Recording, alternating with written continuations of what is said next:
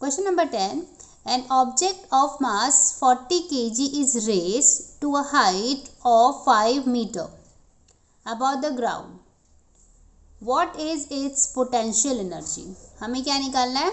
Potential energy निकालना है. If the object is allowed to fall, find its kinetic energy. मतलब हमें kinetic energy भी निकालना है.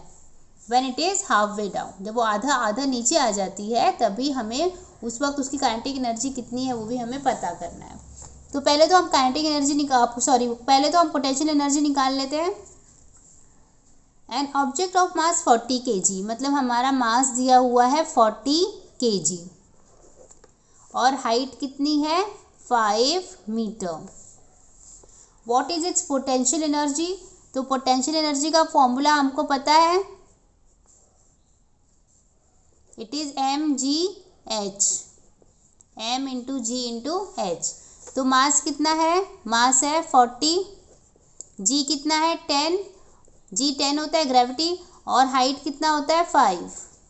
ठीक है, ये जी को अगर 9.8 भी आप रखेंगे तो भी चलेगा. आंसर में थोड़ा बहुत फ़र्क आएगा, पर दोनों केस में आप 10 भी रख सकते हो, 9.8 भी रखेंगे तो भी चलेगा. ठीक है, तो ये हो जाएगा 400 इंटू 5, ये हो जाएगा 2000 जूल. तो पोटेंशियल एनर्जी तो आ गई. अब हमें क्या फाइंड करना है? उसकी kinetic energy when it is half way down, मतलब वो जब आधा नीचे आ गया था. देखो, अगर यहाँ से यहाँ तक उसकी हाइट थी, एक ऑब्जेक्ट को यहाँ तक मैंने रेस किया था, जब वो आधा आ गई तो यहाँ पर आ गई, राइट. ठीक है, तो यहाँ पर जब आई तो उसकी काइनेटिक एनर्जी कितनी थी वो हमें फाइंड करनी है. तो देखो, हमारा फॉर्मूला पता है हमें, kinetic energy is equal to half mv². तो यहाँ पर हमारे पास मास तो है लेकिन v नहीं पता है हमें, तो हम v निकालेंगे. v का क्या फॉर्मूला है? देखो, v² minus u² is equal to 2as होता है, राइट. आपके टेक्स्ट बुक में ये फॉर्मूला दिया हुआ है, पर हम लोग यहाँ पर एक ही जगह पे g लगाएंगे क्योंकि यहाँ पर एक्सेलरेशन ड्यू टू ग्रेविटी चल रही है. ठीक है, तो 2 इंटू जी इंटू एस हो जाएगा, और यहाँ पे v² माइनस u². तो v² क्या हो जाएगा? u² plus 2 into G into S. तो जब ऑब्जेक्ट को कोई हम ऊपर से नीचे फेंक रहे हैं ना, तो उस वक्त हमेशा इनिशियल वेलोसिटी को 0 लेना होता है.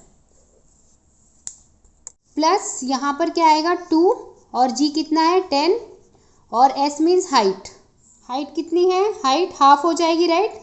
पहले 5 थी तो अभी कितनी हो जाएगी 2.5, क्योंकि इन्होंने हमें बोला है कि हाफ वे पे जब वो आ जाएगा तब उसकी हमें काइनेटिक एनर्जी निकालनी है. तो इसलिए मैंने एस की जगह पे 5 का आधा मतलब 2.5 ले लिया है.